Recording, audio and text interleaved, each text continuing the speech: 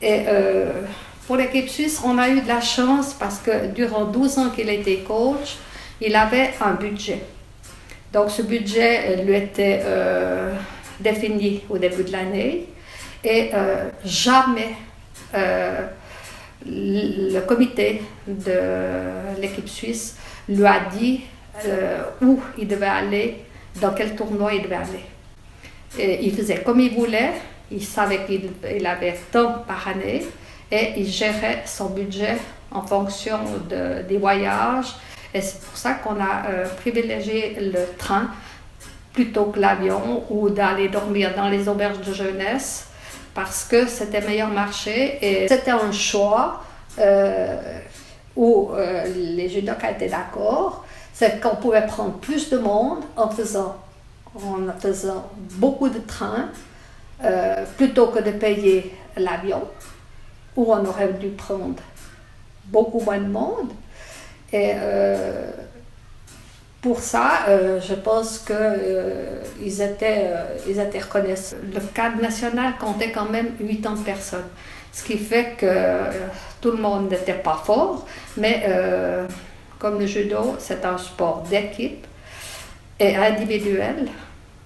Si on n'a personne pour s'entraîner, on ne peut pas progresser. À l'époque, si les parents avaient dû payer les voyages, parce qu'étant loin 45 week-ends par année, si les parents avaient dû payer les voyages, c'était pas possible.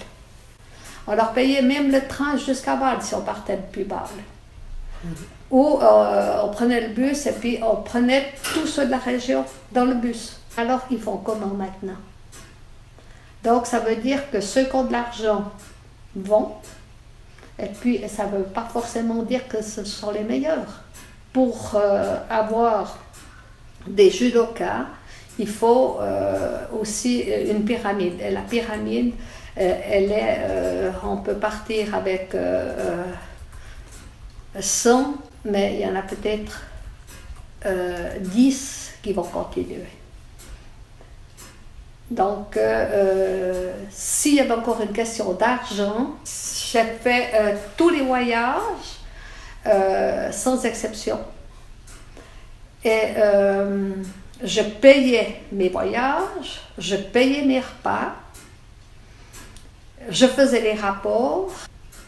Et lui, il ne gagnait que 100 francs par jour. Donc, ça nous coûtait vraiment de l'argent. Mais pour lui, c'était une passion et puis c'est devenu aussi ma passion. De par mon métier étant secrétaire, c'est moi qui faisais les rapports. Je devais marquer chacun comment il gagnait, comment il perdait. Donc, au début, c'était rapide parce qu'il faisait un tour et puis c'était fini. Après, c'est clair qu'en 12 ans, ils ont fait des progrès. On n'avait pas de docteur. On était souvent avec l'équipe d'Allemagne et on avait la chance qu'eux aient un médecin.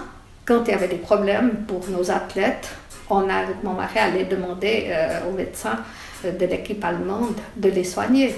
Alors que nous, ils avaient physiothérapeute, ils avaient tout. Nous, on n'avait rien. Absolument rien. On n'avait même pas de training.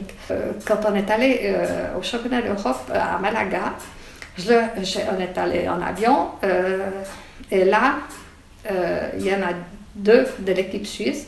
Je leur ai dit, si vous faites une médaille, je vous achète des trainings.